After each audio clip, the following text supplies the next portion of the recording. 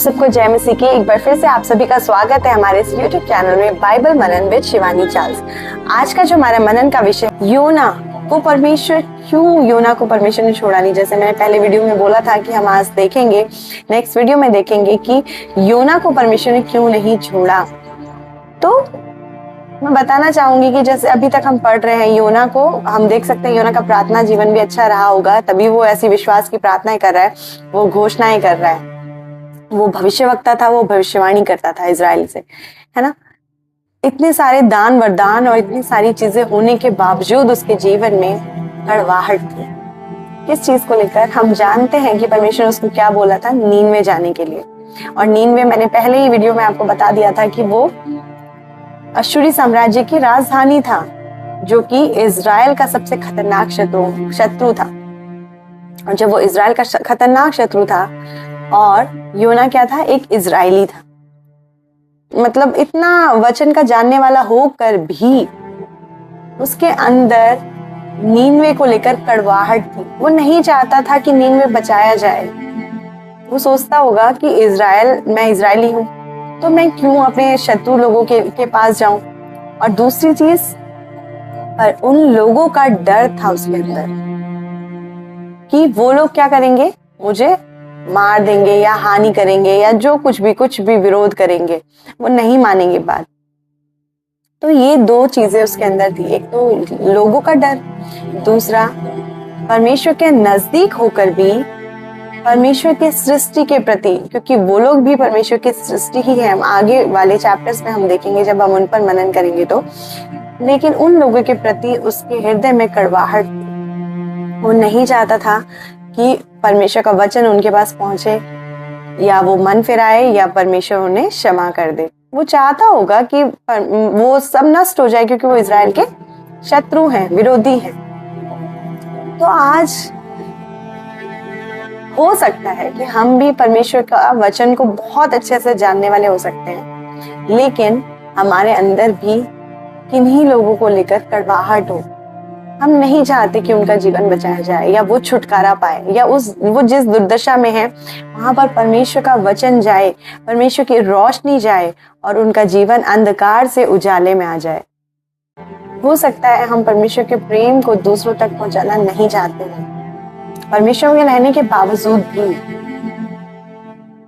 या हो सकता है कि हमारे अंदर परमेश्वर पर भरोसे से अधिक क्या है, लोगों का डर हो। जैसे कि उसके अंदर भी था, योना के अंदर भी था, कि वो डर रहा था कि हो सकता है अगर मैं वहां गया परमेश्वर का वचन लेके तो वो लोग मेरी हानि भी कर सकते हैं। लेकिन हमें एक बात याद रखना है कि जिस काम के लिए परमेश्वर ने हमें चुना है ना, तो परमेश्वर ही हमें उन सारी परेशानियों से निकालने में सक्षम है, सामर्थी है। जीवित परमेश्वर है हमारा भरोसा कैसा होना चाहिए? दानियल के दोस्तों की तरह होना चाहिए, शद्रक मेशक अबेदनगो की तरह होना चाहिए। दानियल 3 के 17-18 में क्या कहता है कि हमारा परमेश्वर हमें तेरे हाथों से बचाने की शक्ति रखता है और वो हमें बचा सकता है। लेकिन यदि अगर नहीं भी बचाया तो भी क्या होगा, हम परमेश्वर के साथ ही रहेंगे, हम और उसके आज्ञा का उल्लंघन नहीं करेंगे। लेकिन योना का विश्वास हम यहाँ पर ऐसा नहीं देखते हैं। वो सोच रहा है कि अगर मैं चला गया तो मुझ पर हमला भी हो सकता है, अटैक भी हो सकते हैं। लेकिन आज हमें याद रखना है, हमें भरोसा रखना है अपने परमेश्वर पर कि वो हमें छुड़ाने की शक्ति रखता है। वो आज हमें समझौता करने की जरूरत नहीं है पाप के साथ, लोगों को खुश करने के लिए। तब क्या होगा, अगर हम ऐसे समझौता करेंगे तब हम परमेश्वर को खुश नहीं कर पाएंगे, हम परमेश्वर के साथ नहीं रह पाएंगे। तो आज हमें लोगों का भय नहीं, परंतु परमेश्वर का भय हमारे अंदर पहला होना चाहिए। तब यही 2 वजह थी कि परमेश्वर योना को बदलना चाहते थे। परमेश्वर योना के अंदर बदलाव लाना चाहते थे। परमेश्वर चाहते थे कि योना परमेश्वर पर भरोसा रखे, उसका भय माने, और दूसरी चीज अपने अंदर से परमेश्वर के सृष्टि के प्रति, मतलब किसी भी इंसान के प्रति कड़वाहट हटा दे।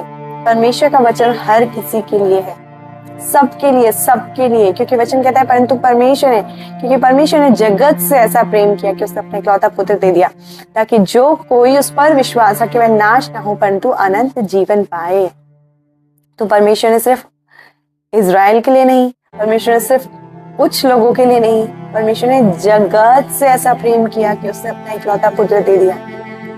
तो आज हमें परमेश्वर का वचन रोकने की जरूरत नहीं है, हमें परमेश्वर का वचन हर किसी तक पहुंचाने की जरूरत है।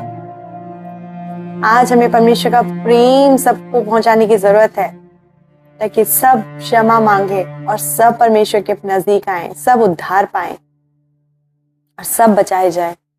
तो परमेश्वर ये दोनों चीजें चाहता था। आज हो सकता है हमारे अंदर कड़वाहट है, तो हमें जांचना है कि हमें किसी भी जन के लिए को लेकर कड़वाहट हमारे अंदर नहीं होनी चाहिए, अगर हम परमेश्वर के साथ चल रहे हैं तो, क्योंकि परमेश्वर को ये चीज पसंद नहीं है। तो अपनी कड़वाहट हटाना है, लोगों का और संसार का भय हटाना है, क्योंकि हमें डरना उसी से चाहिए जो हमारी आत्मा को नाश कर सकता है। तो परमेश्वर का धन्यवाद हो इन वचनों के लिए, क्योंकि परमेश्वर हमें सिखाता है कि परमेश्वर हमें, हमारे अंदर भी कमी हो सकती है। जो लोग वचन प्रचार कर रहे हैं, जो लोग दूसरों को बता रहे हैं, हम परमेश्वर के साथ, हमें लगता होगा कि हम बहुत अच्छे हैं, या दूसरों को लगता होगा कि बहुत अच्छे हैं, लेकिन परमेश्वर जानता है कि हमारे अंदर क्या है, हम कहाँ स्टैंड करते हैं। और आज हमें भी बदलाव की जरूरत है, हमें भी अपने आप को जांचने की जरूरत है, हमें भी अपने अंदर चेंजेस लाने की जरूरत है, परिवर्तन, जिससे परमेश्वर की ज्योति हमारे द्वारा चमके। आप सभी को जय मसीह की, प्रभु हम सभी को आशीष दे। आमीन।